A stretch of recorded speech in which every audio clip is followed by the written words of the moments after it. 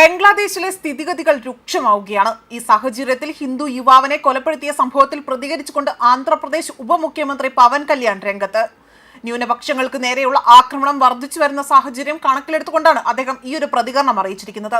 ദീപു ചന്ദ്രദാസിനെ ആദരാഞ്ജലി അർപ്പിച്ചുകൊണ്ട് തന്നെ പവൻ കല്യാൺ തന്റെ പ്രതിഷേധം അവിടെ നവമാധ്യമങ്ങളിൽ കുറിക്കുകയാണ് ചെയ്തത്. ഇത് ലക്ഷ്യമിട്ടുള്ളത് ഒരു ആക്രമണമായിട്ടാണ്, അതായത് ഈ ഒരു ആക്രമണമാകട്ടെ ഹിന്ദുക്കളെ മാത്രം ലക്ഷ്യമിട്ടുള്ള ഒരു ആക്രമണമായിട്ടാണ് ഇതിനെ വിശേഷിപ്പിക്കാൻ കഴിയൂ എന്നതാണ് അദ്ദേഹത്തിന്റെ പ്രതികരണം ഇങ്ങനെയായിരുന്നു. 1971 ഇന്ത്യൻ സൈന്യത്തിലെ ധീരരായ സൈനികർ ഒരു യുദ്ധം മാത്രമല്ല നടത്തിയത്. ഇന്നത്തെ ബംഗ്ലാദേശികൾ ദശലക്ഷക്കണക്കിന് ആളുകൾ സ്വാതന്ത്ര്യത്തിനും അന്തസ്സിനും വേണ്ടി അവർ പോരാടി. ബംഗ്ലാദേശിന്റെ പിറവി ഉറപ്പിക്കാൻ ഏകദേശം 3900 ഇന്ത്യൻ സൈനികർ ജീവൻ ബലിയർപ്പിച്ചു. 10,000-ലധികം പേർക്ക് പരിക്കേറ്റു. മറ്റുള്ളവർക്ക് സമാധാനത്തോടെ ജീവിക്കാൻ വേണ്ടി ഞങ്ങൾ ജീവൻ നൽകേണ്ടി വന്നു. എന്നാൽ ഇന്ന് സമാധാനം എന്നത് ഒരു വാക്ക് മാത്രമാണ്, പീഡനമാണ് യാഥാർത്ഥ്യം. ബംഗ്ലാദേശ് ഹിന്ദു ബുദ്ധ ക്രിസ്ത്യൻ യൂണിറ്റി കൗൺസിലിന്റെ കണക്കനുസരിച്ചുകൊണ്ട് 2024 ഓഗസ്റ്റ് മുതൽ 2025 ജൂലൈ വരെ ന്യൂനപക്ഷങ്ങൾക്കെതിരായ 2442 അക്രമ സംഭവങ്ങൾ രേഖപ്പെടുത്തിയിട്ടുണ്ട്. 150-ലധികം ക്ഷേത്രങ്ങൾ നശിപ്പിക്കപ്പെടുകയും അശുദ്ധമാക്കപ്പെടുകയും ചെയ്തിട്ടുണ്ട്. ഇവ വെറും അന്ധവിശ്വാസത്തിന്റെയോ ക്രമരഹിതമായ അരാജകത്വത്തിന്റെയോ പ്രവർത്തികളല്ല.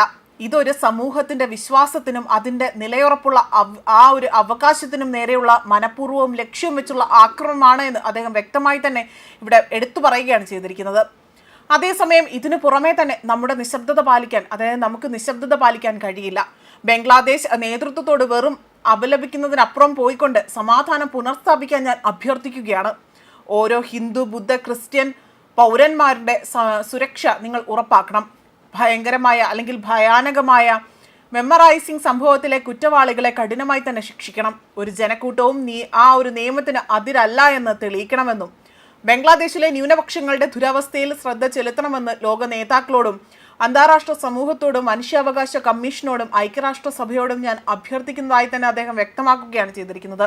മൗനം മനുഷ്യാവകാശങ്ങളുടെ വഞ്ചനയാണ്. 1971 നമ്മുടെ രക്തസാക്ഷികളുടെ രക്തം ചൊരിയപ്പെട്ടത് അടിച്ചമർത്തലിന്റെ അല്ലെങ്കിൽ നാടിനു വേണ്ടിയല്ല, സമാധാനത്തിന്റെ നാടിനു വേണ്ടിയാണ് എന്നും നമ്മുടെ നിശബ്ദത പാലിക്കാൻ, അതായത് ഇക്കാര്യത്തിൽ നിശബ്ദത പാലിക്കാൻ ഇനിയും കഴിയില്ല എന്നും അദ്ദേഹം ഇവിടെ തുറന്നടിക്കുകയാണ് ചെയ്തിരിക്കുന്നത്. പവൻ കല്യാൺ മുൻപ് കോൺഗ്രസ് MP പ്രിയങ്ക ഗാന്ധിയും ഈ വിഷയത്തിൽ ശക്തമായ നടപടി സ്വീകരിക്കണമെന്ന് കേന്ദ്ര സർക്കാരിനോട് അഭ്യർത്ഥിച്ചുകൊണ്ട് രംഗത്ത് വന്നിരുന്നു, അല്ലെങ്കിൽ ആവശ്യപ്പെട്ടുകൊണ്ട് രംഗത്ത് വന്നിരുന്നു.